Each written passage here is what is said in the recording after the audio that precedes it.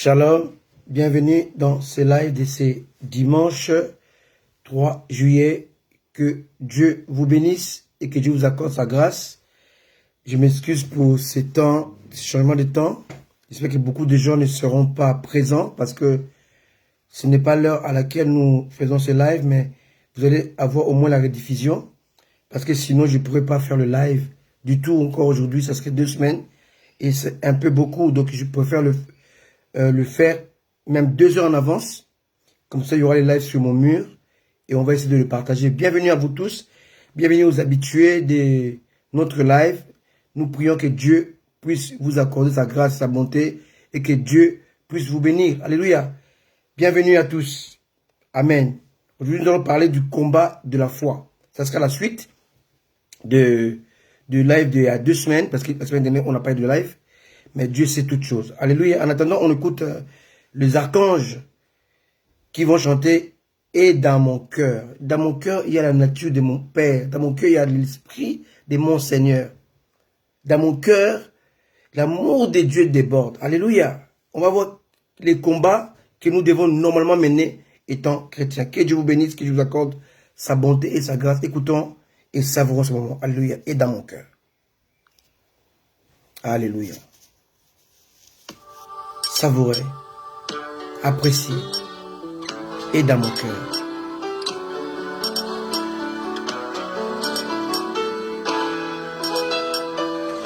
Merci Jésus.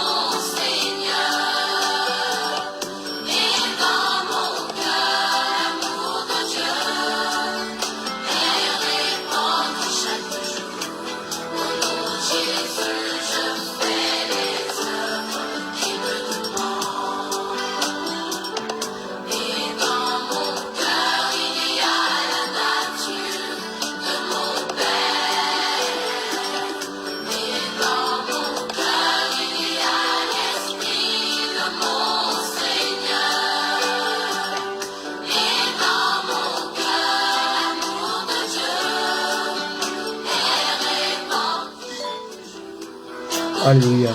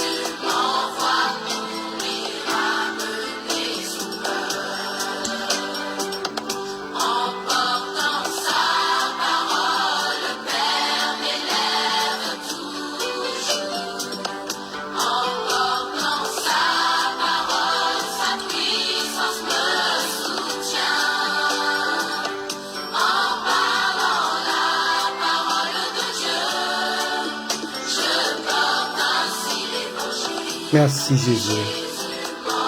Alléluia.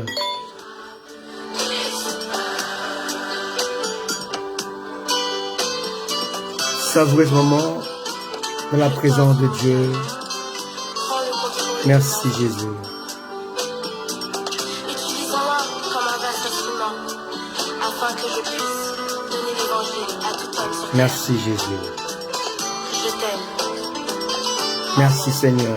Alléluia.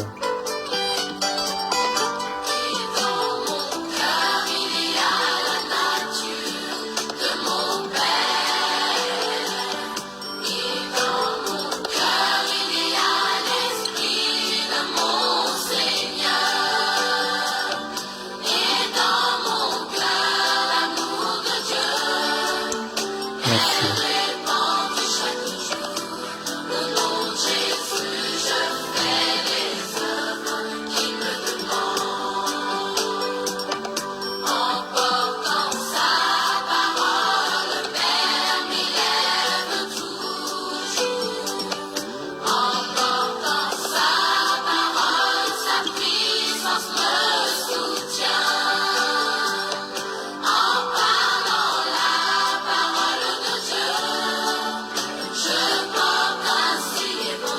Alléluia.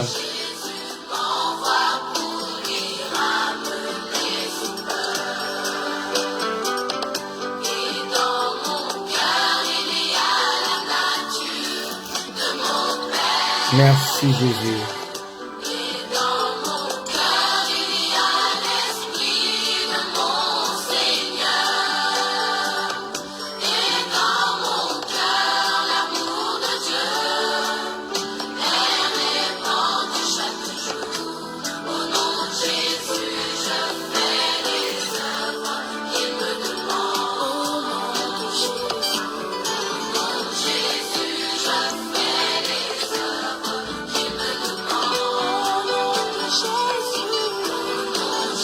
Merci Jésus.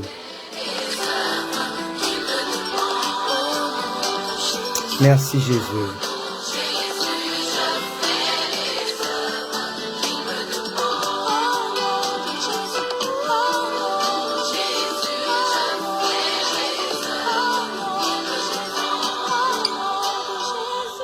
Alléluia, merci Jésus. Ce sont des enfants que j'ai vus naître. Aujourd'hui, la plupart d'entre elles sont mariées, ont même des enfants. Je les ai vus quasiment naître, ces enfants qui chantent les archanges. Amen. Que Dieu leur bénisse là où ils sont. Amen. On va encore écouter encore un chant venant toujours des enfants qui dit « Le plus important, c'est l'amour. » Alléluia. Aujourd'hui, l'Église a un problème. L'Église adopte tout sauf les principes de Dieu. Sauf les principes de Dieu. Et c'est quand même étonnant de voir ces choses. Alléluia. De voir ces choses-là. Amen. Et c'est dangereux. C'est très dangereux. C'est très dangereux parce que l'Église aujourd'hui a adopté tout sauf le principe de Dieu, sauf la parole de Dieu. Amen. Et ça, c'est dangereux aujourd'hui. Les gens, les chrétiens se perdent dans des doctrines farfelues, des doctrines stupides et des doctrines qui mènent les gens carrément dans l'égarement. Écoutons ça. Le plus important, c'est l'amour. Alléluia. Une belle chanson encore chantée par les enfants. Alléluia. Savourez seulement. Savourez cela. Appréciez. Alléluia. Alléluia. Savourez, appréciez, s'il vous plaît. Merci, Jésus. Merci.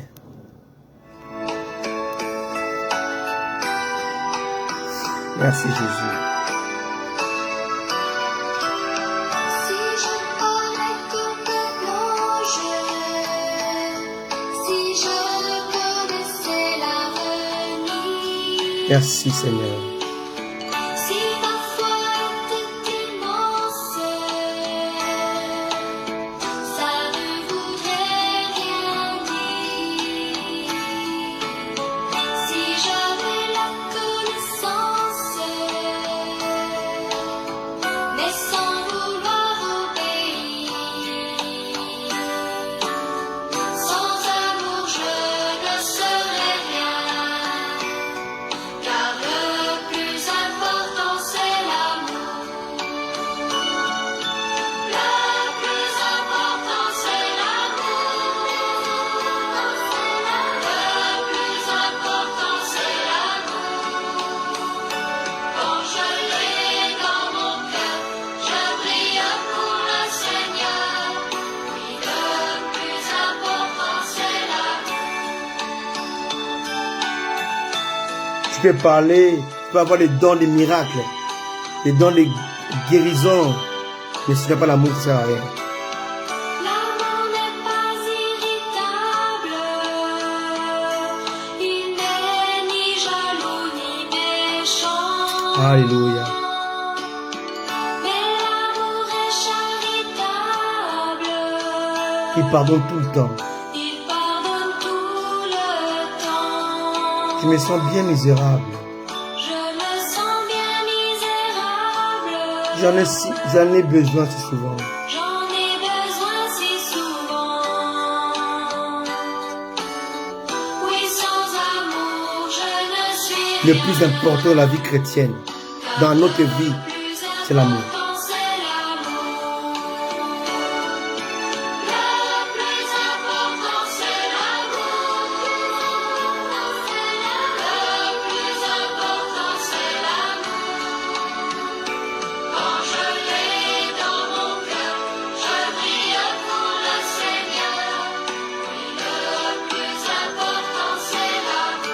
Que ces chants vous touchent. Revenez à Jésus.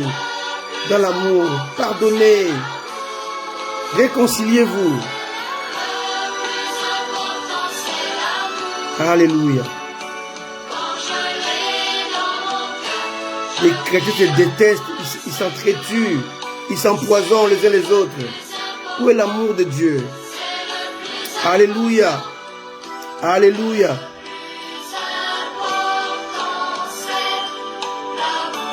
Oh mon Dieu. Oh Seigneur. Oh Jésus. Où est l'Église? Où sont les chrétiens aujourd'hui? Ils ont oublié l'amour. Oh, l'amour c'est Dieu. Alléluia. L'amour c'est Dieu. L'amour c'est Dieu. Amen. L'amour c'est Dieu.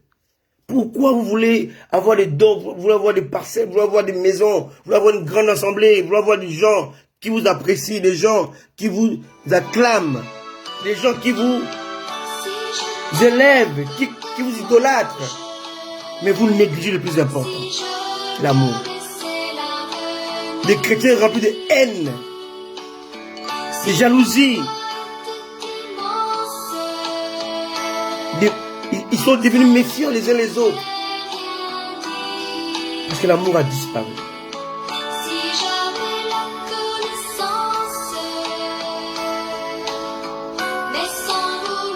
Oh mon Dieu.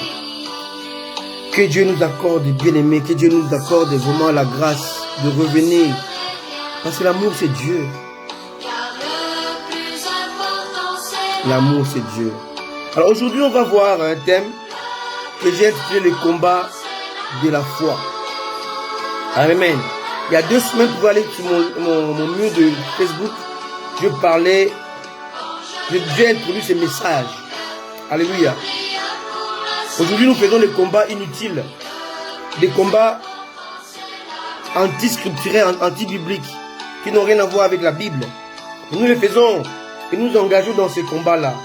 Et cela prouve que la foi, la base de la foi, a été trafiquée, a été secouée, a été bougée, a été déformée. Aujourd'hui, nous sommes dans quelque chose qui est tout sauf la vie chrétienne, sauf la chrétienté. Les gens se détestent, ils se disent chrétiens. Bien aimé, lorsque moi j'étais malade à l'hôpital, ceux qui m'ont aidé, c'était des musulmans, des amis musulmans. Ils ont cotisé l'argent et ils ont envoyé sur mon compte en banque. Les chrétiens aiment bien voir son ami, son frère souffrir. Mais vous servez quel Dieu? Nous servons quel Dieu aujourd'hui? Tu fais du mal à quelqu'un sciemment, consciemment, et tu dors tranquille. C'est dangereux. C'est très dangereux. L'amour doit revenir dans le cœur. L'amour doit revenir dans l'église, dans les assemblées chrétiennes, dans les cœurs de pasteurs, de serviteurs de Dieu, des servants de Dieu. C'est écrit. Alléluia. C'est écrit dans 1 Corinthiens, chapitre 13. L'amour c'est Dieu. L'amour c'est Dieu, bien-aimé. Amen. Le plus important, c'est l'amour. Alléluia. Gloire à Jésus. Alléluia. On va commencer vraiment notre live. Donc, comme je dis, les combats de la foi. Je salue vraiment ceux qui sont là d'une manière imprévue. C'était pas l'heure de mon live. Ma bien-aimée Grâce de Dieu Cricket, que je connais depuis plus de 30 ans. Hein? C'est une amie que je connais depuis plus de 30 ans. Et mon ami, mon frère, je dis même pas mon ami, mon frère, le docteur Ricardo Muzembo. Et les deux sont à Paris. Que Dieu vous accorde sa grâce pour votre présence, parce que sûrement, j'ai pensé faire ce live là seul, mais les gens qui allaient venir vers midi, 13h, ils allaient voir que l'aide a déjà été faite. Parce que si je ne fais pas ça à ce temps-ci, je ne pourrais pas voyager, parce que je dois voyager aux mêmes heures que mon live. Je ne peux pas faire ça dans un endroit où je ne suis pas seul. Amen. Donc je souhaitais le faire 2 heures en avance. Comme ça, j'aurai le temps de préparer mon voyage tranquillement et de retourner chez moi. Que Dieu vous accorde sa grâce. Amen. Alors, laissez-moi mettre un chant qui va nous bercer pendant le live. Alléluia.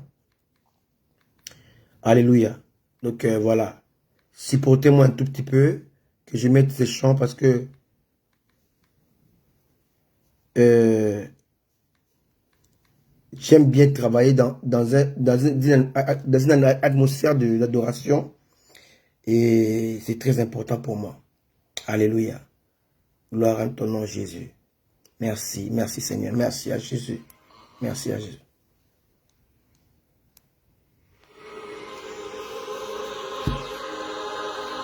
Merci Seigneur Jésus. Alors, je disais que notre thème, c'est le combat de la foi. On va aller dans 1 Timothée chapitre 4. Pardon, dans 2 Timothée 4, pour le verset 7. J'ai combattu le bon combat, j'ai achevé la course, j'ai gardé la foi. 8. Désormais, la couronne de justice m'est réservée, le Seigneur, le juste juge, me la donnera dans ce jour-là. Et non seulement à moi, mais encore à tous ceux qui auront aimé son avènement. Tu ne peux pas prétendre aimer l'avènement de Jésus dans son retour. L'enlèvement. Alléluia. Si tu n'as pas l'amour, si tu n'es pas discipliné, et si tu ne conduis pas ta vie, tu ne marches pas dans la foi. C'est très important. Aujourd'hui, les chrétiens pratiquent un christianisme non scripturaire. Une vie qui n'est pas écrite, une vie qui n'est pas promulguée, une vie qui n'est pas initiée, une vie qui n'est pas exemplaire, une vie qui n'a aucune base scripturaire biblique. Le christianisme d'aujourd'hui est un christianisme envoûté, un christianisme dégradant, un christianisme dérouté, un christianisme apparenté au paganisme. Pourquoi je dis ça? Parce que nous adoptons des bases, des principes que les hommes, que la religion nous ont influencés, que Christ n'a pas laissé, que les apôtres, les disciples primitifs n'ont pas adopté, n'ont pas pratiqué. Un christianisme qui n'a rien à voir avec la foi, qui n'a rien à voir avec Jésus. Mais nous le pratiquons, hélas. Si nous lisons dans le psaume 11, on va voir au verset 3. Psaume 13, verset 11, verset 3. Et cette écriture nous interpelle tous étant enfants de Dieu. Elle dit ceci. Quand les fondements sont renversés, le juste, que fera-t-il? Aujourd'hui, dès nos jours, les fondements chrétiens sont totalement, complètement, absolument renversés.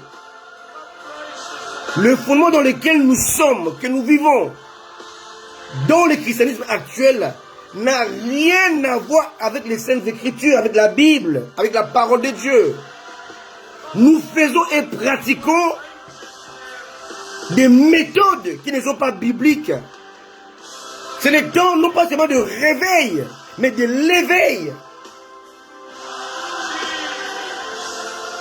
Comme on dit en anglais, wake up, get up. Alléluia. L'apôtre Paul a dit, lève-toi, sois éclairé, car ta lumière arrive. La lumière arrive lorsque tu t'es élevé et lorsque tu désires d'être éclairé.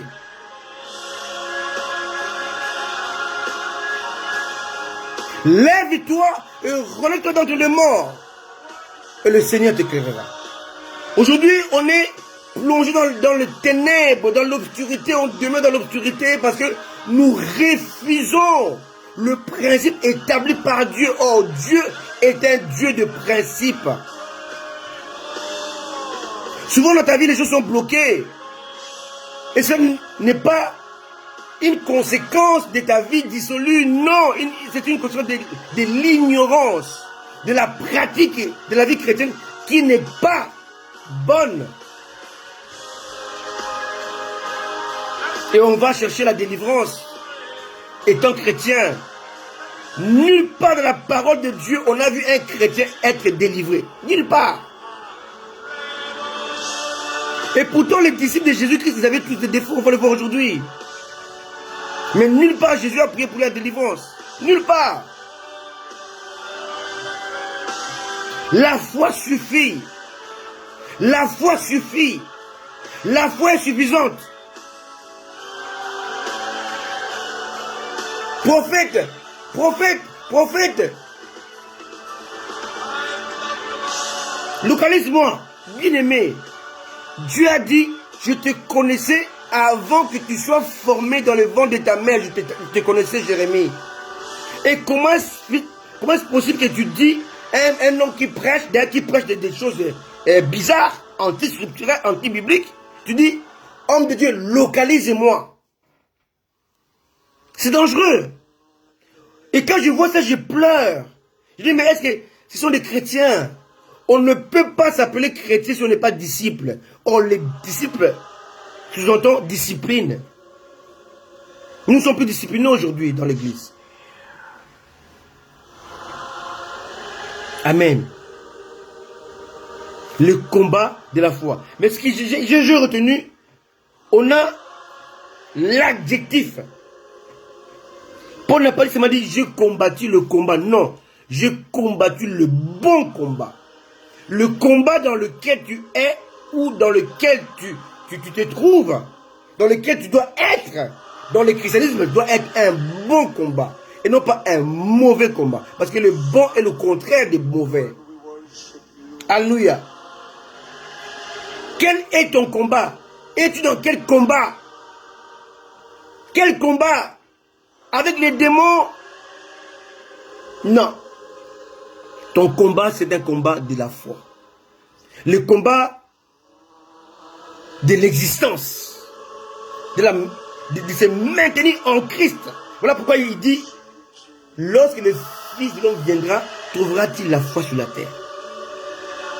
Satan, lorsqu'il t'attaque, par rapport à ta santé, par rapport aux finances, par rapport à ton mariage, par rapport à ton business, par rapport à tout ce que tu fais, par rapport à tes enfants, par rapport à ta vie, lorsque Satan nous attaque, il vise une seule chose.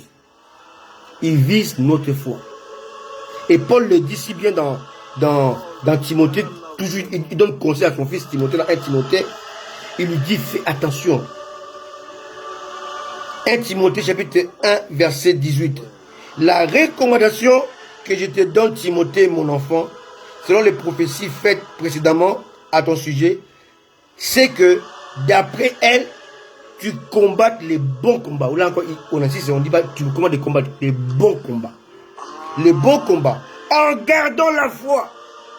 Ton combat doit être le combat de la foi. Un combat dont la base demeure la foi. En gardant la foi. Suivez bien. Et une bonne conscience.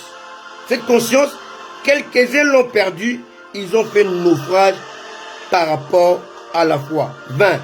De ce nombre sont Hyménée et Alexandre, que j'ai livré à Satan afin qu'ils apprennent à ne pas blasphémer. Si hier, tu disais, Ricard est un homme de Dieu, il prêche selon le Saint-Esprit, aujourd'hui tu dis, il est sataniste. Comme j'ai appris récemment qu'il y a des enfants que moi j'ai conduits dans l'assemblée, que j'ai même baptisé. J'ai amené au Seigneur, que j'ai aidé à croître, à trouver du travail, à finir les études. Qui me traite de docteur que c'est un sorcier. C'est grave. C'est très très grave. C'est un blasphème. Pourquoi c'est un blasphème? Pas par rapport à moi, par rapport à ce que tu avais dit, par rapport à ce que tu avais cru, qu'il est conduit par l'Esprit de Dieu. Et là tu dis non, il est conduit par le diable. En fait, tu vas maintenant attribuer l'œuvre de l'Esprit au diable. Et ça, c'est un blasphème. Voilà pourquoi Paul a dit, je le livre à Satan. Pourquoi? Parce qu'ils ont blasphémé. Tout blasphème est pardonnable, sauf le blasphème contre le Saint-Esprit. Et lorsqu'on attribue au diable l'œuvre du Saint-Esprit, on est dans un blasphème. On est dans un péché impardonnable. À cause de la méchanceté, à cause de la jalousie, beaucoup de chrétiens manqueront l'enlèvement. À cause de l'ignorance. Parce qu'ils osent toucher ceux-là que Dieu a établis, ceux-là que Dieu aime, ceux-là que Dieu dans lesquels Dieu a investi son esprit, ceux-là que Dieu a établi comme étant des serviteurs plénipotentiaires extraordinaires, qui sont prêts à tout abandonner, mais en se maintenir dans le vrai, qui ne courent pas après l'argent, après la gloire, après la renommée, mais qui sont maintenus dans le vrai, malgré les oppositions. Et moi, je fais partie de ces gens-là. Alléluia. Alors aujourd'hui, le combat n'est plus le combat de la foi. Pourquoi? Parce que Satan sait que sans la foi, on ne peut pas plaire à Dieu. Sans la foi, on ne peut pas être sauvé. Et sans la foi, on ne peut pas se maintenir en Christ. Et sans la foi, on ne peut rien obtenir de Dieu. La foi est la base, le socle, le fondement de la vie chrétienne. D'ailleurs, Paul le dit toujours dans 1 Timothée, chapitre 4, verset 1. Mais l'Esprit dit expressément que dans le dernier temps, quelques-uns abandonneront la foi pour s'attacher à des esprits séducteurs et à des doctrines des démons. Aujourd'hui, beaucoup de chrétiens ont adopté la doctrine des démons. C'est quoi la doctrine des démons? C'est toutes les doctrines, tout enseignement qui n'ont pas pour base les Saintes Écritures, qui n'ont pas pour base ce que Jésus a dit, ce que Jésus a initié. Même si ça paraît bien, ça paraît correct. Bien aimé, dans l'arbre interdit par Dieu, dans le jardin d'Éden, lisons la parole de Dieu. C'était l'arbre de la connaissance du bien et du mal. Donc dans l'arbre interdit, il y avait le bien, mais mêlé avec le mal. C'est ce que Satan fait aujourd'hui. Il amène le mal, il le cache dans l'enveloppe de bien, dans l'enveloppe de l'appréciable, l'acceptable, l'agréable.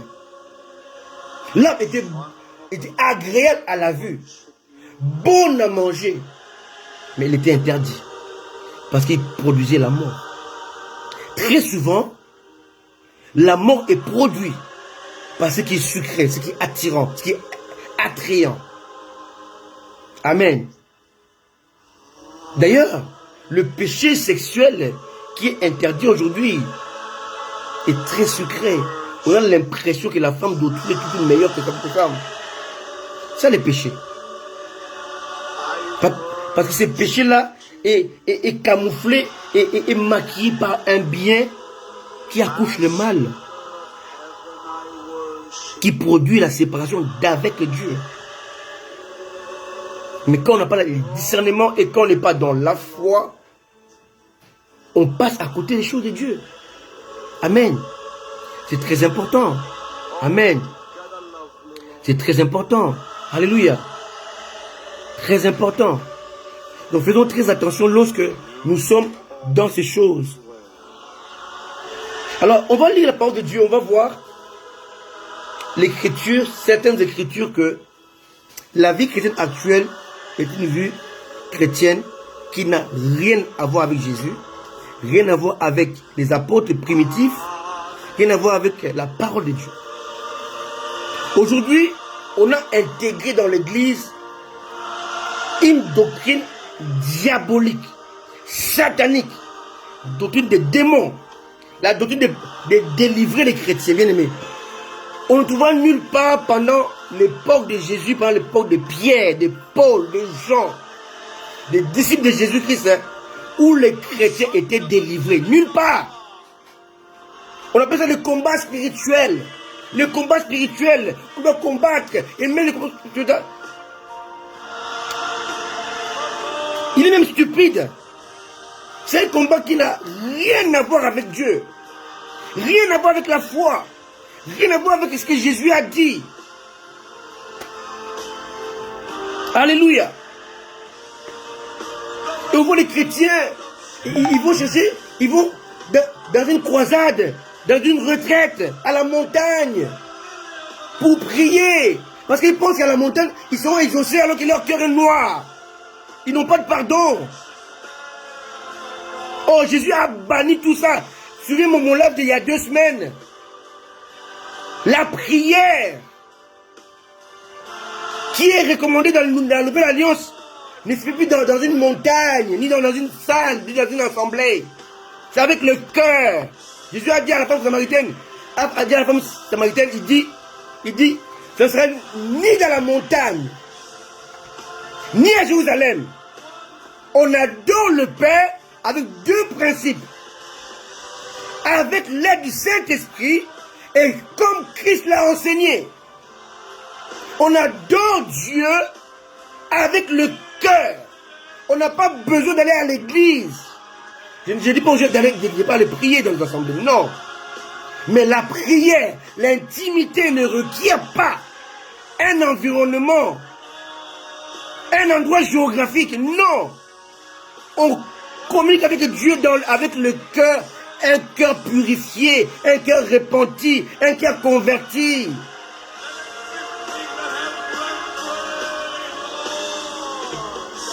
Est-ce qu'on comprend un peu? J'évolue doucement. Évolue un peu encore. On est dans un combat farfelu. Je me rappelle un ami à moi. Il est parti prêcher dans une église qui pratique le combat spirituel, la délivrance. Les hôtels. Il est là, il était assis. Il m'a raconté. Il m'a dit, homme de Dieu, docteur, tu sais, je suis dans cette assemblée-là. Ils ont adoré comme d'habitude, loué comme d'habitude. Et après un moment, ils ont dit, allons dans le combat. Et c'est lui qui conduisait les cultes, disait, allons, prenons les armes de Dieu. Les gens ont pris des machettes spirituelles, des carabines spirituelles, des pistolets spirituels. Je sais pas, c'est écrit dans la parole de Dieu, mais bon, ils l'ont fait. Ils ont dit, je prends les bazookas spirituels, je prends la machette spirituelle, je prends la hache spirituelle, je prends ceci. Ils ont pris les armes inimaginables et imaginaires, qui ne sont pas dans les Saintes Écritures. Et puis ils ont dit, allons dans le camp de l'ennemi. C'est écrit nulle part, il faut aller provoquer Satan, aller dans son camp, nulle part. On combat par la foi, mais lorsque Satan vient dans notre environnement qui est influencé par le Saint-Esprit, on ne doit pas aller dans son camp. Aujourd'hui, on prêche aux gens, alléluia, les choses mystiques, le profondeur de Satan. Aujourd'hui, nous croyons à ce que les anciens Satan se disent, oh, Satan c'est un menteur. Jésus a dit, quand il ment, il parle de son fond. Bien aimé, tous ceux qui étaient des satanistes, ils ne connaissent pas le diable. Jamais. Jamais. Parce qu'il est menteur. Il est versatile. Il change tout le temps. Donc il ne peut pas dire quelque chose qui soit vrai. Donc s'il ne peut pas le dire, il ne peut pas le dire, il ne peut pas le faire. Alors tout ce que les gens disent ne sont pas prouvés dans les Saintes Écritures, donc ça ne vient pas de Dieu. On n'a pas à le connaître, on n'a pas à le savoir. Aujourd'hui, parce qu'on est des témoins des sorciers, des anciens sorciers, des anciens satanistes, hein, on les a adoptés comme étant l'évangile. Oh, ça c'est très dangereux. Très dangereux. On a inventé les choses comme le Mami Wata, les sirènes des eaux. La Bible n'en parle pas. C'est écrit nulle part. On a inventé les termes comme sorcellerie inconsciente. C'est écrit où? Un sorcier inconscient. Il fait du mal mais inconsciemment. Ça n'existe pas. Alléluia. L'Église a adopté des pratiques diaboliques que Paul appelle doctrine des démons. Et vous n'avancez pas, on n'avance pas, on tourne en rond, on fait du surplace parce que le fondement est faussé, la base est détruite. On ne doit pas briser les autels dans la vie des chrétiens, ça n'existe pas, ce n'est pas biblique. Je vais vous montrer aujourd'hui comment les apôtres, les disciples de Jésus-Christ, ils étaient remplis de défauts. Mais nulle part, Jésus a prié pour eux pour leur délivrance. Nulle part. Nulle part. Alléluia. Pourquoi les faisons-nous? Pourquoi les pratiquons-nous? Parce que nous sommes dans l'ignorance. Tu vois un homme de Dieu qui pratique le combat spirituel, il est divorcé 2 fois, 3 fois, 4 fois. Divorcé 5 fois, 10 fois. Et il vit dans l'adultère. Mais il vient vous délivrer lui, alors que lui il est dans les liens. Jésus dit, comment peux-tu enlever la paille dans l'œil de ton frère si tu as la poutre? Il est lui-même enchaîné dans les liens sexuels, hein, dégradantes. Une sexualité dégradante, mais il veut te délivrer toi de la sexualité dégradante. Est-ce que ça a un sens? Et vous croyez à ces gens-là? C'est dangereux. Très dangereux. Amen. Ils ne sont pas des modèles de vie, de pardon, de calme, d'assurance, de disciple-là, de comportements. Et on le suit. Enfin, vous le suivez. Moi, je ne peux pas suivre des gens comme ça. La doctrine des démons ne peut pas s'introduire s'il n'y a pas abandon de la foi. Si tu vois quelqu'un adopter la doctrine des démons, c'est qu'il a abandonné la foi. Et si tu as abandonné la foi, tu n'es plus dans le Seigneur. Ta vie est exposée. Est-ce que tu comprends? C'est la foi qui te maintient en Christ. C'est la foi qui te sécurise. C'est la foi qui te permet de recevoir de Dieu. La foi est la main invisible avec laquelle on reçoit de Dieu. Quelqu'un me comprend? C'est très important. Alors on va voir pourquoi certaines choses ne marchent pas. Je vais vous parler de David. On va lire une prophétie et vous allez voir que souvent c'est très important de comprendre ces choses-là. La prophétie des prophète Jacob. Ouais, Jacob était aussi prophète. Genèse 49. Genèse 49.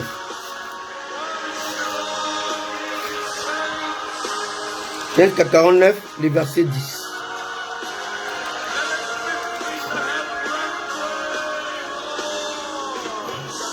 On peut commencer au verset 9. Judas était un jeune lion.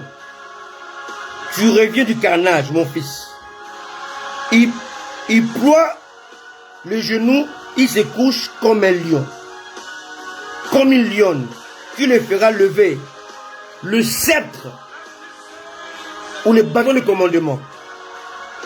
Ne s'éloignera point de Judas, ni le bâton souverain d'entre ses pieds, jusqu'à ce que vienne le Shiloh et que le peuple lui obéisse. Ici, Jacob dit que Judas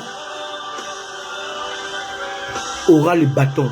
Ça veut dire que lorsque Israël va rentrer dans la royauté humaine, parce qu'Israël était là jusque-là, lorsqu'ils ont connu l'exode, Israël était géré ou régi par ce qu'on appelle le royaume théocratique. Donc, ils avaient un roi qui était divin. Dieu était leur roi et maître. Ils n'étaient pas comme les autres peuples qui avaient un roi humain. Ils avaient un roi divin, un roi invisible. On appelle ça la théocratie. D'accord? Mais l'autre, ils ont demandé un roi.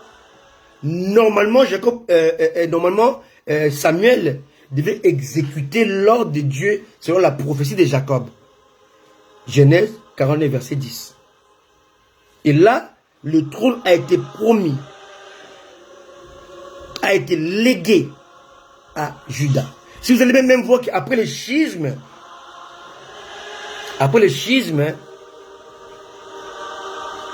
de la séparation de Rome en deux parties. Hein. Après le schisme là, il y a eu une séparation entre le royaume d'Israël qui avait 10 tribus et le royaume de Juda qui avait 2 tribus. Juda était Juda et Benjamin. Ça s'est passé en 931 avant Jésus-Christ.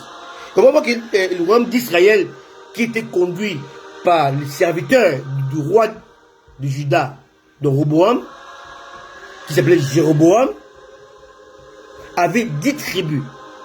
Et ce royaume-là a existé jusqu'à 721 avant Jésus-Christ. Le royaume de Juda, par contre, est resté encore jusqu'à 538, 586, parce que quand on a brûlé le temple par les rois de Babylone en 586, le roi de Juda, le royaume de Juda aussi a pris fin. Et allons-y doucement pour que nous puissions comprendre ces choses. Donc, la royauté devait être donnée à Juda. Or, lorsque Dieu a choisi, a dit à Samuel d'aller oindre Saül était de Benjamin. Et David était peut-être pas encore né à l'époque. Il était bébé.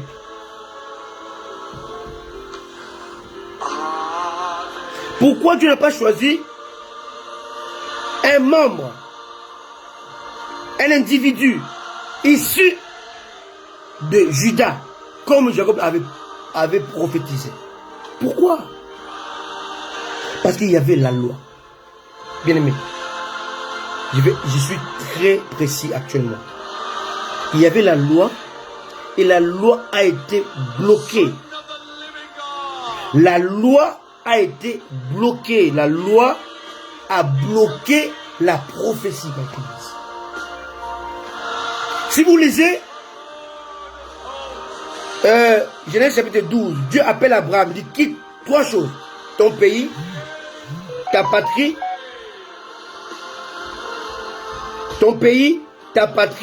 et la maison de ton père.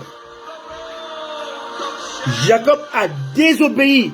Il a quitté son pays. Mais là, il a transporté sa patrie et la maison de son père. Il a transporté Eliezer, son serviteur. Et il a transporté Lot, son neveu. Donc il a amené sa patrie et la maison de son père. Ça veut dire que la parole de Dieu a été bloquée par la désobéissance. Et Dieu s'est tué. Quand Abraham a compris que l'héritier, ce n'était pas Eliezer comme il pensait, et que l'héritier ne serait pas aussi Lot comme il le pensait, Dieu est revenu lui parler. Et Dieu a débloqué la promesse donnée avant le départ. Faisons très attention. Souvent dans notre vie, nos vies sont bloquées, non pas par le diable, mais par les principes de Dieu que nous utilisons mal, que nous rejetons. Quand on est en Christ, Satan n'a plus aucune puissance contre nous, il ne peut plus rien contre nous. Parce que Christ nous a triomphé pour nous. Et là, selon la prophétie de Jacob, c'était Judas qui devait hériter de la royauté, mais là c'est Benjamin qui a pris. Pourquoi? Parce qu'il y avait un principe, il y avait une loi qui a bloqué Judas. Comprenez-moi très bien. Maintenant, pour comprendre ça, il faut aller dans Deutéronome. On va les comprendre. Deutéronome 23. J'ai encore le temps? Oui, j'ai un peu tout encore le temps. Alléluia.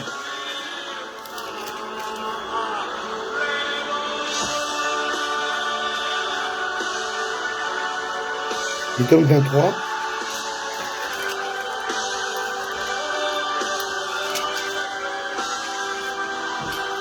Voilà.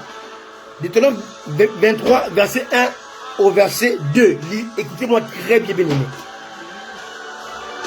Deutéronome 23, verset 1 à 2. Alléluia. C'est lui dont les testicules ont été écrasés ou l'urètre est coupé n'entrera point dans l'assemblée de l'Éternel. C'est lui qui est issu d'une union illicite. My goodness. C'est lui qui est issu d'une union illicite. N'entrera point dans l'assemblée de l'Éternel. Même sa 10e génération n'entrera point dans l'assemblée de l'Éternel. Maintenant, revenons maintenant à la prophétie de Jacob. Genèse chapitre 49, verset 10. On va maintenant chercher Judas. Pour le comprendre maintenant, allons dans Ruth chapitre 4. My goodness. Vous savez pas que souvent dans nos vies, ce n'est pas Satan. Ce n'est pas Satan. C'est l'ignorance et la désobéissance. C'est pas le diable. Rien à voir avec le diable. Allons dans Ruth. Ruth 4. Vous allez voir pourquoi David n'est pas devenu roi comme étant le premier roi d'Israël, mais c'était Saül et non pas David. Ruth 4. On parle ici d'union illicite. Illicite, hein? Illicite, d'accord? Ok. Union illicite. Ruth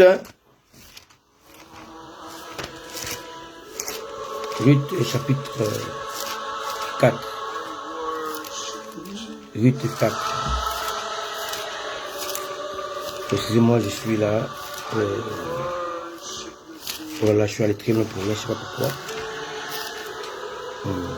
Samuel, et puis on va arriver à Ruth. Ouais. Ruth chapitre 4. Voilà. Ruth 4, on va commencer par le verset. On va commencer par le verset 13. Ruth 4 à partir du verset 13 jusqu'au verset 16. Lisons la parole de Dieu. Boaz prit Ruth, qui devint sa femme. Il alla vers elle. L'Éternel permit à Ruth de concevoir et elle enfanta un fils. Les femmes dirent à Naomi, béni soit l'Éternel qui t'a point laissé manquer aujourd'hui d'un homme ayant droit de rachat et dont le nom sera célébré en Israël. 15.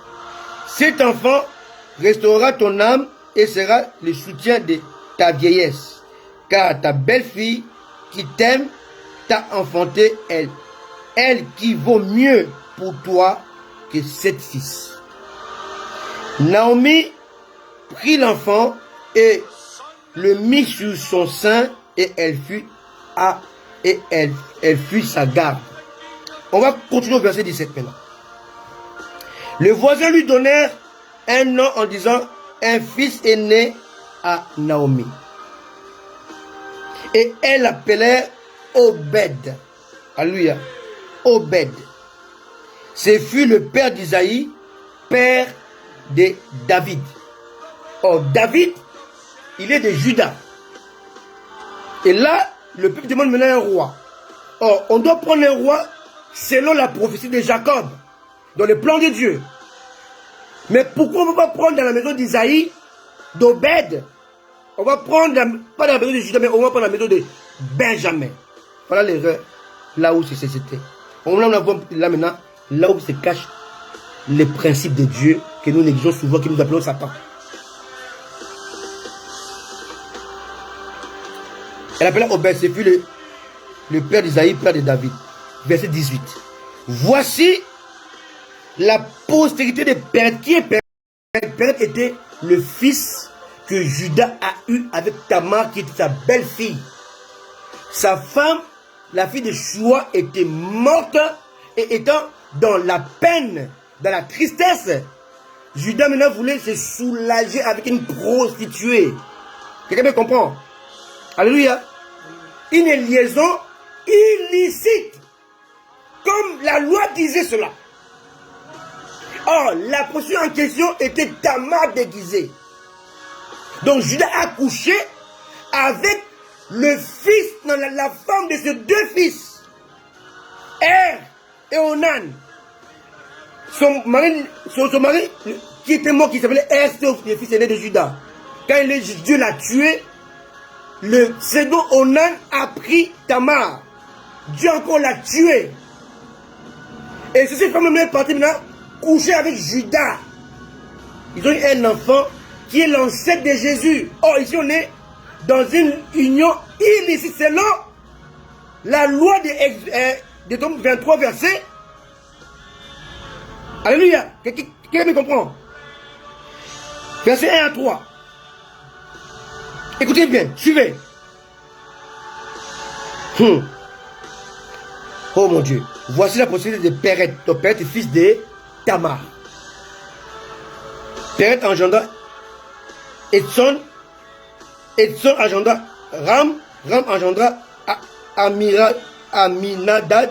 Aminadad engendra Neshon. Neshon engendra Salmon. Salmon engendra Boaz. Boaz engendra ouais. Salmon engendra Boaz. Boaz engendra Obed. Et Obed engendra Isaïe. Isaïe engendra David. Or là, on voit que il y avait deux choses qui n'allaient pas, qui ne fonctionnaient pas dans cette généalogie. Alléluia. On voit ici que il y avait union illicite entre Judas et Tamar. Alléluia. C'est dangereux. Et là aussi, on va voir que Boaz était le fils issu d'une prostituée. Deuxième union illicite. Pour le voir, on va maintenant dans Matthieu.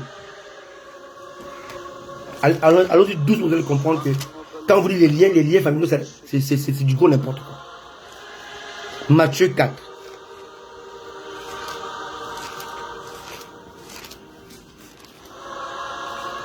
Matthieu 4.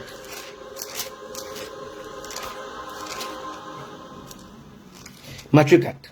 Non, Matthieu pas, non, pas Matthieu 4. Matthieu 1er. Hein? Matthieu 1er. Le verset 1. La généalogie de Jésus-Christ, fils de David, fils d'Abraham. Abraham agenda Isaac, Isaac agenda Jacob, Jacob agenda Judas et ses frères. Judas agendra Tamar. Non, Judas agendra de Tamar, donc femme de son fils, Péret. Et Zara. Péret agendra Esron. Esron agendra Aram. Aram agendra Aminadad. Aminadad agendra Nasson. Nasson agendra Salmon. Salmon agendra Boaz de Rab. Oh, Rab était une prostituée. Quelqu'un me comprend? Une étrangère prostituée. Boaz engendra Obed de Ruth. Boaz lui-même était un enfant d'union illicite. Il va encore apprendre une femme d'union illicite. Il va prendre Ruth qui était une Moabite. Or le Moab ou le Moabite était un peuple ici d'un péché qu'on appelle inceste. C'était une génération incestueuse. Les enfants de Lot qui ont couché, les fidèles qui ont couché avec leur père, ils ont engendré deux générations, les Ammonites et les Moabites. Or, les Moabites étaient les ancêtres de Ruth. Donc, Ruth était une fille engendrée d'une liaison incestueuse. Donc là, Boaz était lui-même descendant illicite. Obed était aussi descendant illicite. Donc, Boaz était engendré par une femme prostituée qui s'appelait Rab. Obed était engendré par une femme étrangère issue de l'inceste. Maintenant, Obed va engendrer Isaïe. Isaïe, maintenant, va engendrer David. Donc, David ne pouvait pas devenir roi parce qu'il était bloqué par rapport à une loi. My goodness. Et la loi était claire. La loi était claire. La loi parle 10 générations. Et si vous allez dans Luc 4, vous comptez à partir des Pérettes jusqu'à David, ça fait 10 générations. Donc David était bloqué par rapport à la loi générationnelle. Or, ici, on n'est pas dans le Christ. On est avant Christ. Maintenant, nous sommes des chrétiens en Christ. Or, étant en Christ, on est régi par Romains 10, verset 4. Bien-aimés, lisons la parole de Dieu. Nous, chrétiens, nous sommes régis par Romains 10, verset 4. Donc, on ne peut pas être bloqué par une loi ancestrale ou loi de famille ou loi de liens. Non. Romains 10, verset 4 dit, car Christ est la fin de la loi pour la justification de ceux qui croient. Donc, la foi, le combat dans lequel tu es, c'est le combat de la foi. Or, la foi brise tout ce qui est lien illicite. Donc, ici, étant dans le Seigneur, le lien des familles n'existe plus. À cause de Romains 10, 4, à cause de la foi, tu ne peux pas subir ce que David a subi.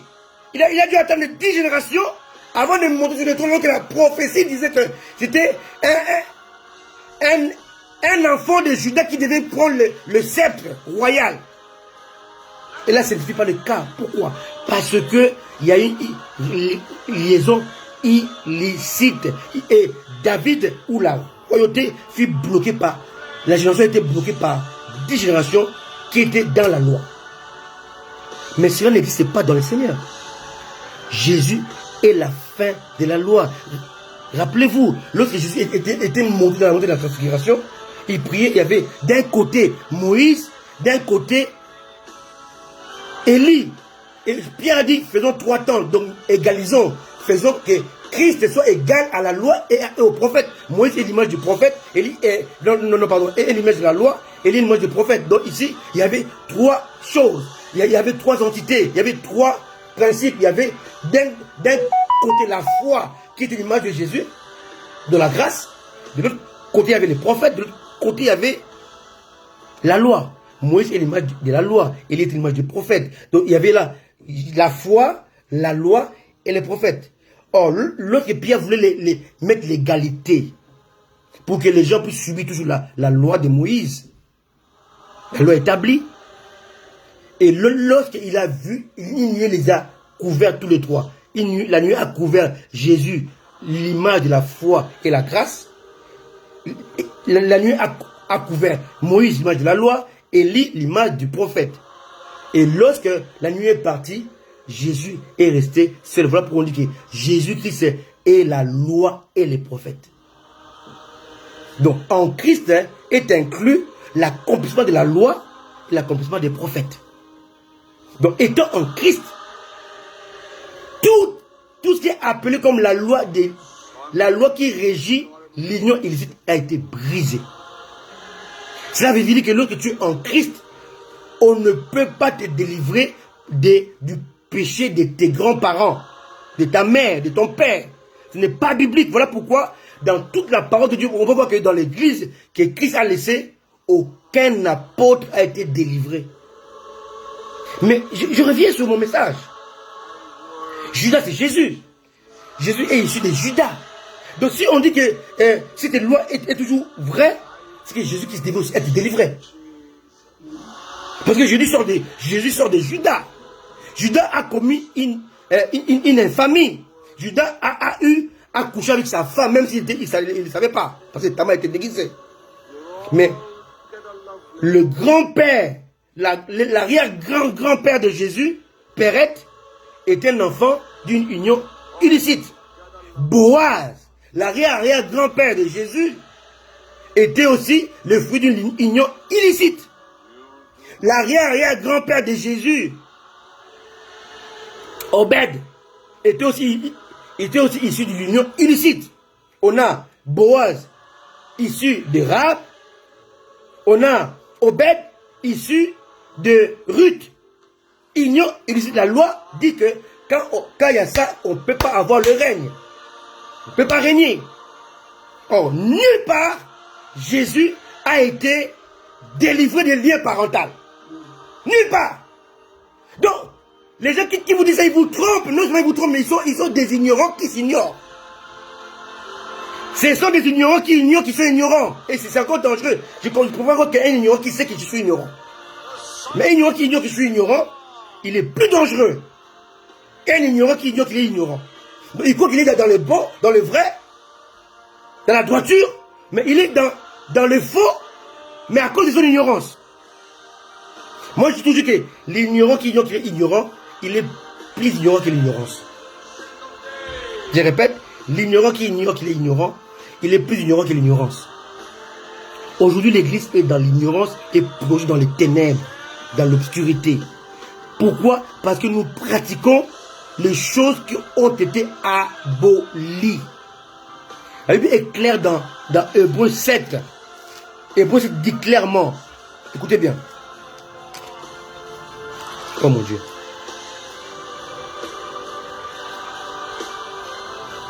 Hébreux 7, 18. Il y a ainsi abolition d'une ordonnance antérieure dans la loi de Moïse. Antérieure à cause de son impuissance et de son inutilité. Il y a abolition. Parce que la loi était accomplie en Jésus. Christ est la fin de la loi, le début de la grâce et de la foi. Donc le combat n'est plus le combat avec les sorciers, les démons. Non, le combat est le combat de la foi, de se maintenir en Christ. Parce qu'on n'est plus conduit par les anges, on est conduit par le Saint-Esprit qui habite en nous. Quelqu'un me comprend? Très important. Alléluia. Très important. On ne doit plus te dire des choses qui font passer, qui font partie de ton passé.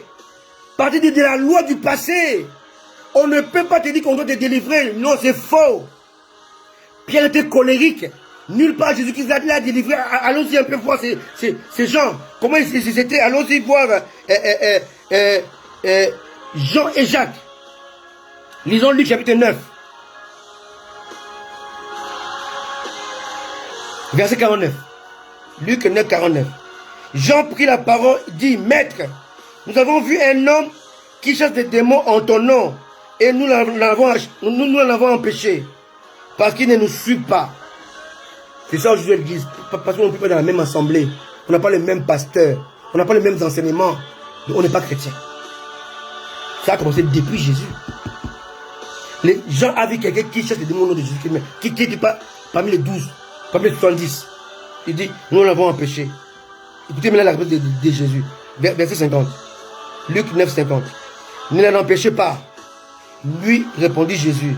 Car qui n'est pas contre vous et pour vous. Bien aimé, je ne suis pas obligé d'avoir la même conception de foi que toi. Je ne suis pas obligé d'avoir la même perception, la personne de Dieu que toi.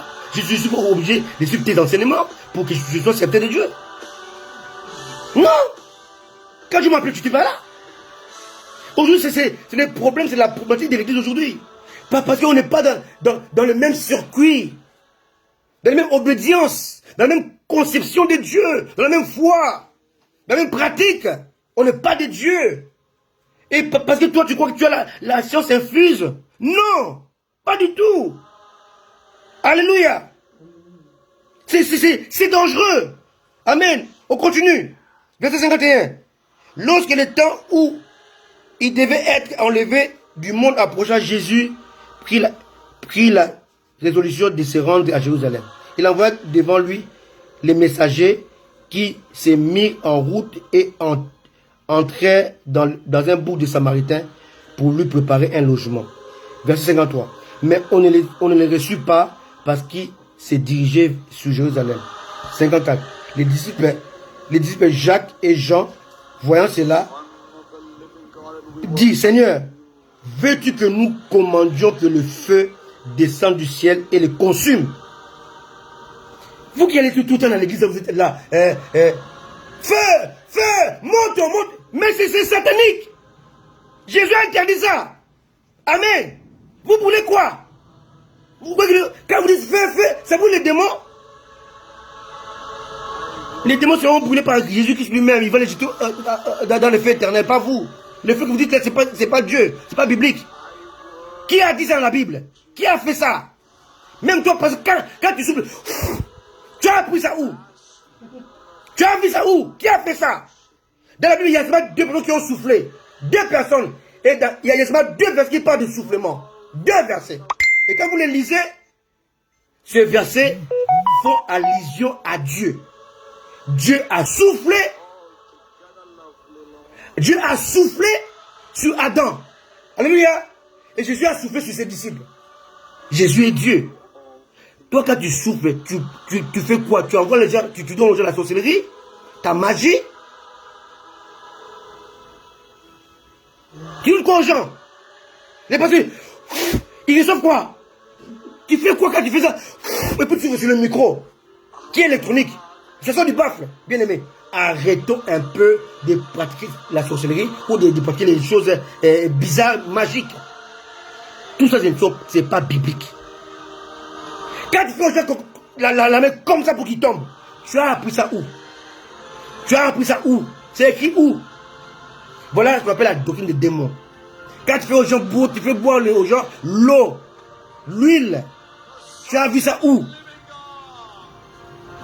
Doctrine des démons. Alléluia. Continuons. Il dit, Jésus, on va les brûler. Verset 55. Jésus se tourna vers eux et les réprimanda. Donc vous qui invoquez les feux contre les gens, il m'a mal parlé, j'envoie le feu de Dieu. Jésus a réprimandé. Il dit, écoutez ce qu'il va dire, disant, vous ne savez de quel esprit vous êtes animé. Donc Jésus dit que celui qui fait ça n'est pas animé du Saint-Esprit, d'un autre esprit. Alléluia. Donc quand tu vas dans l'église, on invoque le feu. Ce n'est pas Dieu. Ce n'est pas Dieu. Ce n'est pas Dieu. Alléluia. Il y a un seul feu. Et c'est le feu invisible. C'est le feu du Saint-Esprit. Amen. Et le feu là ne brûle pas les gens. Change de vie des gens. Amen. Brûle le cœur, l'intérieur, pour dans la transformation totale et définitive. Amen. Amen. Il dit, vous ne savez pas de quel esprit vous êtes animé. J'ai écouté un prophète qui disait, quelqu'un voulait tuer ma fille spirituelle. Je le brûle, je le consume. Il va mourir, bien aimé. Écoute ce que Jésus dit. Vous ne savez de quel esprit vous êtes animé, car le Fils de l'homme est venu non pas pour perdre les âmes des hommes, mais pour les sauver. Et ils allaient dans un autre bourg. Tous les hommes de Dieu qui tuent les gens. Il m'a mal parlé. Il m'a fait, il va mourir. Tu n'es pas de Dieu. Jésus a dit, ce n'est pas l'esprit de Dieu. Toi qui veux donner le feu pour consommer les gens, même les démons. Tu ne peux pas consommer un démon. Tu n'as aucun pouvoir, aucune puissance pour le faire. Aucun pouvoir. J'invite le feu diabolique, doctrine des démons. Ça te choque, mais c'est la parole de Dieu. Est-ce que Pierre l'a fait? Est-ce que Paul l'a fait? Est-ce que Jean l'a fait? Est-ce que Jésus l'a fait? Alléluia. Le feu de Dieu consume la vie dissolue et la transforme en vie de foi, de chrétiens, d'enfants de Dieu. Alléluia. Alléluia. Pas pour consommer tes ennemis, pas pour consommer les démons. Est-ce que les démons que tu as déjà consumés, tu les as consumés? Parce que ton feu ne vient pas de Dieu. Alléluia. Ça ne vient pas de Dieu. Vous voyez un peu, Jean étaient animés d'un autre esprit. Ici, ils n'étaient pas possédés, c'était oppressé. Il faut faire la différence entre possédé et oppressé. On peut aussi le voir dans Matthieu 16, quand Pierre était aussi oppressé par le diable et pas possédé. Parce qu'un enfant de Dieu qui a le Saint-Esprit ne peut pas être possédé, il peut être oppressé. Voilà pourquoi Jésus a dit, arrière de moi, Satan. Satan n'était pas rentré dans Pierre, mais dans Judas. Pierre était oppressé par le diable, pas possédé par le diable. Un enfant de Dieu ne peut pas être possédé par Satan. Peut être oppressé par Satan. Peut influencer, pousser, intimider. par le diable. Parce que Satan ne peut pas rentrer là où habite le Saint-Esprit. Il ne peut pas. Parce que ta maison dans ton cœur est remplie de Dieu. Et lui, il n'a aucune place pour rentrer. Aucune. Aucune. Aucune place. Ni lui, Satan, ni les démons. Donc méfiez-vous des églises qui font la délivrance continuelle. Dans la vie chrétienne, quand tu n'es pas converti et repenti et converti, tu es exposé. Les liens dont je parlais par rapport à David, qui devait attendre 10 générations, c'est encore en toi. Si tu n'es pas en Christ, donc né de nouveau selon 2 Corinthiens 5 verset 17, c'est-à-dire que les liens de famille, c'est encore en toi. Mais une fois, bien aimé, je prêche en face de ma maman qui m'a élevé. Elle peut en témoigner. J'ai souffert de ce qu'on appelle l'épilepsie depuis mon enfance. Hein. Et on me faisait porter un fil, hein, c'était un fil magique, je sais pas quoi, un truc, je portais un truc qui est traditionnel pour m'empêcher de piquer les crises épileptiques. Et lorsqu'on le coupait, aussitôt, je faisais une crise. Mais le 14 novembre 1981, lorsque je dis Jésus entre dans mon cœur, moi-même, j'ai coupé ce fil-là. Jusqu'aujourd'hui, le 3 juillet 2022, je n'ai plus fait une crise épileptique. Pourquoi? Parce que les liens étaient coupés. Parce que je suis en Christ. Parce que c'est ce qui me mettait dans cette maladie-là n'existait plus. Parce que Christ est rentré dans ma vie. Je n'ai pas été délivré. Non. Non. Bien-aimé, vivez pleinement en Jésus en naissant de nouveau. L'apôtre Pierre est clair dans l'acte 3. Il est dit clairement. On a tous besoin d'un moment de rafraîchissement, de restauration. Mais pour s'y faire, il y a un seul chemin, il n'y a pas deux. Acte 3, verset 19. Repentez-vous donc et convertissez-vous pour que vos péchés soient effacés, afin que le temps de rafraîchissement vienne de la part du Seigneur et qu'il envoie celui qui avait été promis et destiné, Jésus-Christ. Alléluia. Alléluia. Je vais seulement nous dire aujourd'hui, arrêtez de souffrir pour rien. Arrêtez de chercher la délivrance par-ci, par-là. Une fois que tu as reçu, une fois acte 3, 19 à 20, 2 Corinthiens 5, 17 est vrai dans ta vie, aucun lien ancestraux n'existe. Tu n'as plus de passé. Tu as un présent et un avenir. Ton passé n'existe plus. Ton passé a été effacé et englouti en Jésus. Vis pleinement ta vie chrétienne. Quand tu as des épreuves, c'est permis par Dieu pour ta croissance spirituelle. C'est tout. Tout ce qui t'arrive vise ta foi. Quand Satan t'attaque, il vise ta foi. Quand les épreuves viennent, il vise aussi ta foi. Quand il y a les épreuves, Dieu vise ta foi pour la modeler, pour la faire grandir,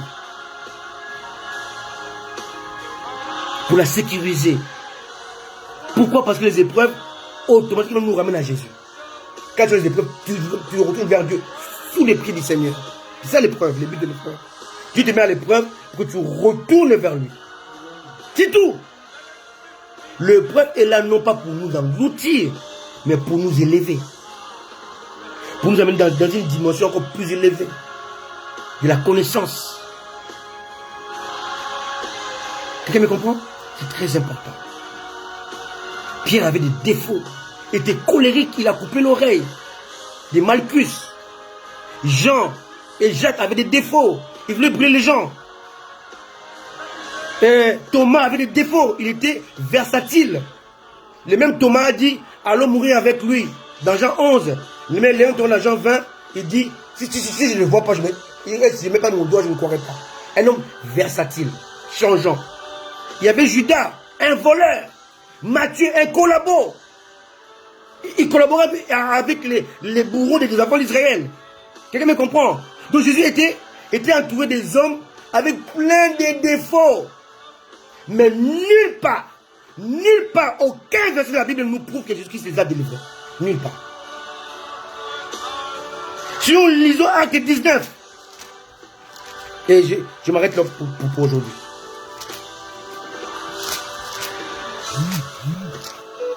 Alléluia. Verset 19. Et un certain nombre de ceux qui avaient exercé les arts magiques, ayant apporté leurs livres, les brûlèrent devant tout le monde, en estimant la valeur à 50 000 cycles pièces d'argent, équivalent de 1 million d'euros il y a 2000 ans. Est-ce que vous vous imaginez aujourd'hui le prix de ces livres-là? C'est ainsi que la parole du Seigneur croissait en puissance et en force. Bien aimé, lisez jusqu'à la fin. Vous voyez que nulle part, ces magiciens, on dit les livres magiques, donc c'est des magiciens. Vous allez voir nulle part que Jésus leur a imposé les mains, ou pas, pardon, ici c'était l'apôtre Paul, leur a imposé les mains pour chasser les démons de la magie. Nulle part. Parce que la conversion, la repentance, la conversion ouvre la porte au temps de rafraîchissement. À l'Esprit de Dieu. Et quand l'Esprit rentre en toi, tu es sécurisé. Arrêtez avec les délivrances inutiles. On t'a déjà délivré combien de fois?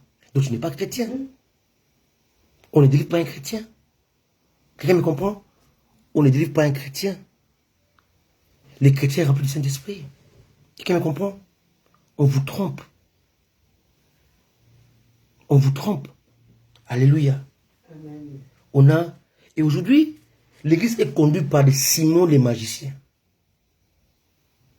Je vais lire cela et puis on s'arrête là. Alors, qui sont Simon les magiciens? Ce sont des faux frères. Des faux frères qui ne sont pas convertis, mais qui ont camouflé, qui nous ont infiltrés. Hein? Il y avait un magicien à Samarie.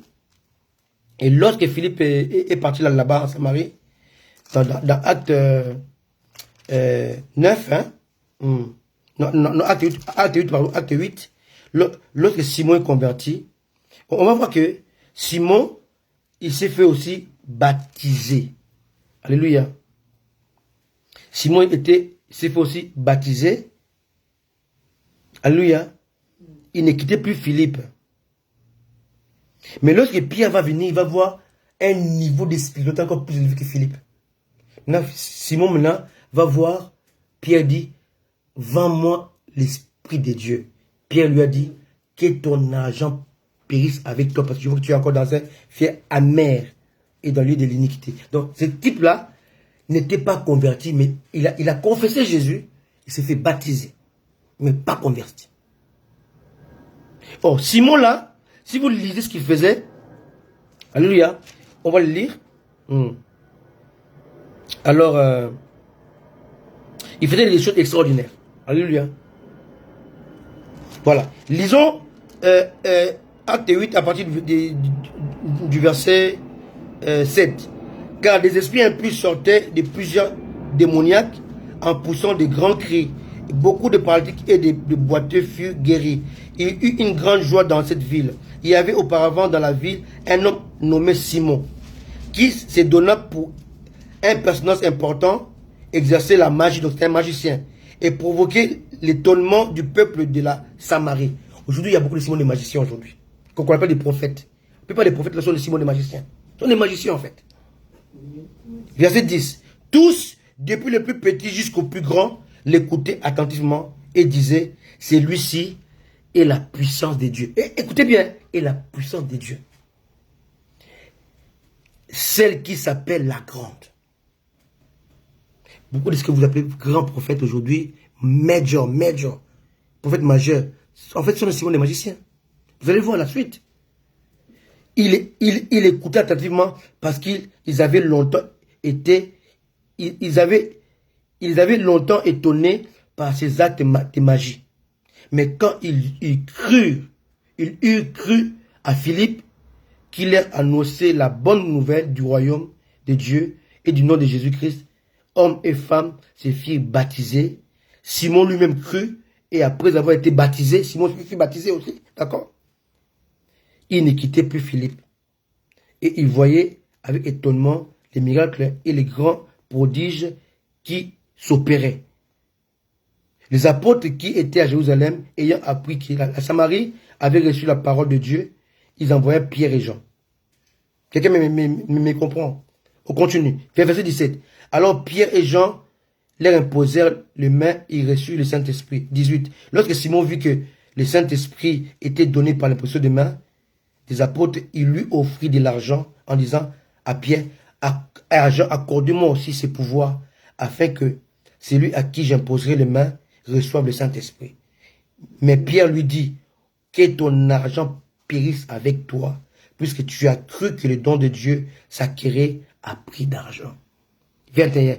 Il n'y a pour toi ni part, ni lot dans cette affaire, car ton cœur n'est pas droit devant Dieu. Ce type-là avait cru, il était baptisé, il n'était pas converti. 22. Répands-toi donc de ta méchanceté. C'est un homme méchant, tu n'es pas repenti, donc pas converti. Et prie le Seigneur pour que la pensée de ton cœur te soit pardonnée, si il est possible. Donc Pierre a vu qu'il était très loin dans la magie. Il a fait une fausse conversion. Car je vois que tu es dans un fiel amer et dans le lien de l'iniquité. Simon répondit, priez vous-même le Seigneur pour moi, afin qu'il ne m'arrive pas de ce que vous avez dit. Quelqu'un me comprend? Aujourd'hui, l'église est connue par les Simon les magiciens. Des hommes qui ont fait une fausse conversion, mais qui ont gardé une part de leur magie. Tout tourne autour de l'argent. Simon les magiciens. Alléluia. Alléluia. Revenons dans le base biblique. Revenons dans les fondamentaux. Revenons en Christ. Je vous ai montré que David avait été dans une famille des liens, relations illicites. Ça avait bloqué la royauté. Il devait attendre la prophétie de Jacob, devait attendre 10 générations avant son accomplissement. Bloqué, pourquoi? Parce que ça s'est fait avant Jésus. Mais en Christ, qui est la fin de la loi, cela n'est plus possible.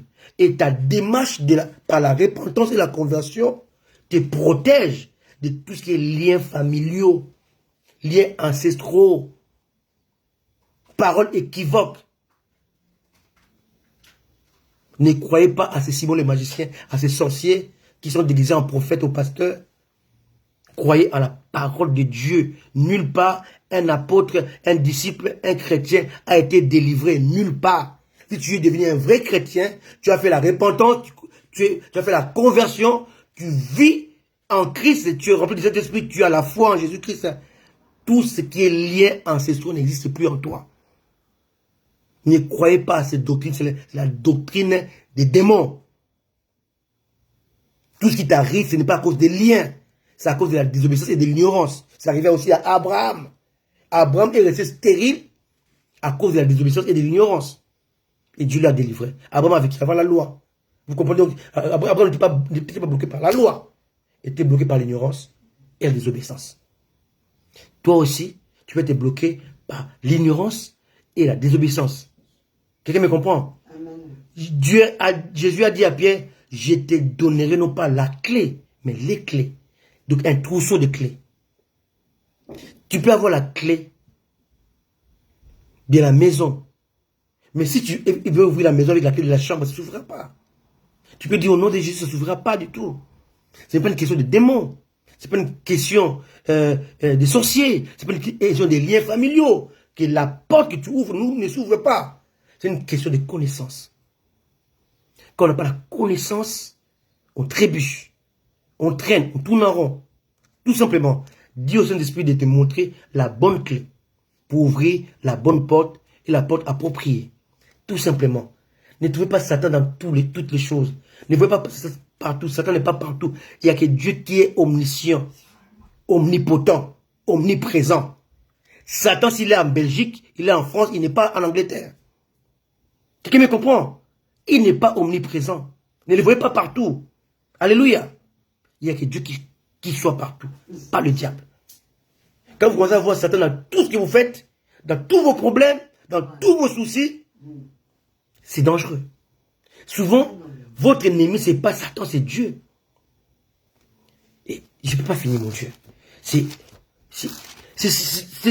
à vous dire que des fois, on est tellement dans l'ignorance qu'on combat Dieu, en fait, on combat pas le diable.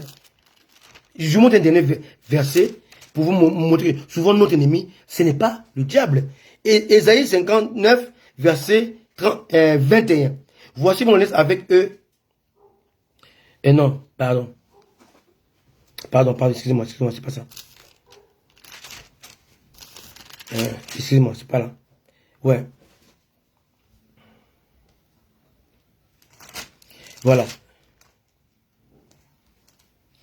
Dieu dit, ils ont été rebelles, ils ont attristé son esprit, et Dieu est devenu leur ennemi, il a combattu contre eux. Quelqu'un me comprend? Alléluia. Amen. Hein? Il dit, ils ont attristé son esprit, et Dieu a combattu contre eux. Dieu est devenu leur ennemi. Souvent, ton ennemi que tu chasses là, au nom de Jésus, à qui tu envoies le feu, c'est le Saint-Esprit. Parce que tu es dans la désobéissance, tu combats, tu l'attristes, et il devient ton ennemi. Alléluia. Et il combat contre toi. Et ça n'a rien à voir avec le diable. Alléluia. Faisons très attention. Alléluia. Donc, souvent, nous attribuons au diable la correction de Dieu. Alléluia. La correction de Dieu. Amen. C'est dangereux. Donc, faisons très attention. Alléluia. Voilà. Ésaïe 63, verset 10. Mais ils ont été rebelles, ils ont attristé son Esprit Saint, et il est devenu leur ennemi. Il a combattu contre eux. Qui combat contre vous? Le Saint-Esprit. Parce que vous avez attristé. Parce que vous êtes dans la rébellion. Dans la désobéissance. Faisons très attention. Que Dieu nous bénisse. Laissez-moi prier pour vous. Que la grâce de Dieu soit sur vous. Et que le Saint-Esprit vous conduise à comprendre ces messages. Le combat de la foi. Amen. Père, merci pour ta parole. Nous te bénissons, Seigneur, parce que tu nous as parlé. Tu nous as instruits. Et tu nous as montré vraiment que nous devons nous instruire par rapport à ce que tu nous as dit. Bénis ton peuple. Aide ton peuple à comprendre ces choses. Le combat n'est pas le combat avec les démons. Le combat avec les démons a été déjà clôturé. A été déjà fini. A été déjà terminé. Jésus-Christ les a vaincus, les a dépouillés, les a livrés en spectacle. Les chrétiens n'ont plus à combattre contre les démons. On a à combattre dans la foi pour nous maintenir en Christ. C'est ça notre combat. Que Dieu nous bénisse. Que Dieu vous accorde sa grâce et sa pensée de comprendre ces choses. Soyez bénis au nom de Jésus. Amen. Que Dieu vous bénisse. Bonne journée. Et que Dieu vous bénisse et partagez ces lives. Et que ceux qui n'ont pas été là en direct, ils vont le voir en différé. Je vous aime. Je vous salue de tout mon cœur. Moi et mon épouse, on sera toujours là pour vous apporter la parole révélée. Soyez bénis et que la grâce de Dieu soit sur vous. Au nom de Jésus. Amen. Ciao. Dimanche prochain. Bye bye.